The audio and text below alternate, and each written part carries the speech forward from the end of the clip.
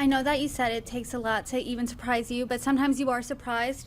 Within the past month, we have seen a history book worth of unprecedented events. Based from your perspective as a pollster, has everything you've known about this election changed? Is that now out the window, or do you think the foundation still remains? That's a great way to frame that question, by the way. Thank you. Um, it really is. Because you would think that with everything that's happened in the past month, you would think that everything is just simply flipped and that this is a blank slate. We're starting from scratch on this, literally from nothing. And in fact, if you look at our poll, what you see is, within taking into account the margin of error, you see essentially the same poll that we had 3 months ago.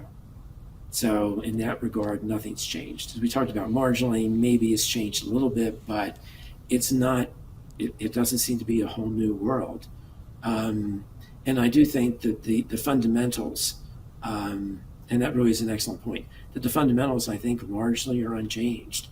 And I'll come back to one of the main fundamentals of this is Donald Trump. And whether people like him or they don't like him, that's pretty well baked into this cake or pie or whatever it is we got in the oven right now.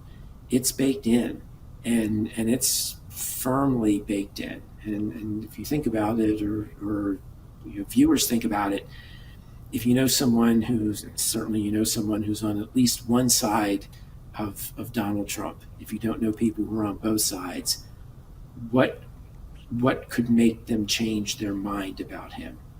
What would cause them to change their mind? For the Trump lovers, what would cause them to suddenly change their mind and say, no, I just can't vote for this guy, and I'm going to have to vote for Kamala Harris? And for the Trump haters, what's going to make them say, this guy really isn't so bad? I think I can vote for him. I mean, my answer to that question is nothing.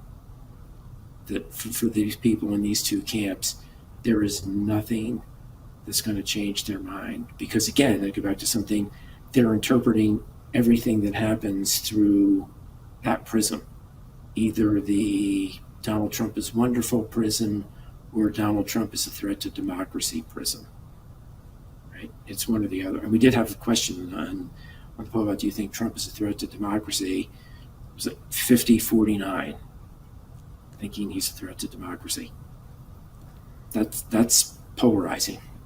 Dr. Wilson,